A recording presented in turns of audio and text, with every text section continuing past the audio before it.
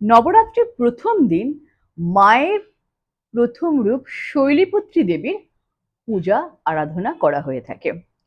সেই দিন মাকে অন্যান্য ফল প্রসাদ ও ভোগের সাথে একটি আলাদা বাটিতে করে 2 থেকে 3 চামচ বিশুদ্ধ গাওয়া ঘি দেওয়া হয়ে থাকে বা ঘি অর্পণ করা হয়ে থাকে।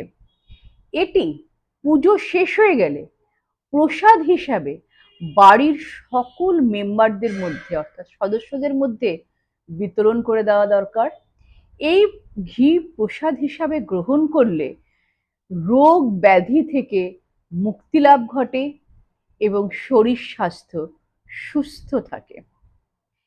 আসলে মায়ের এই শৈলপুত্রী রূপটি হলো নবজাতক শিশুর সমান। আমি আগের দিন ব্যাখ্যা করেছিলাম যে মায়ের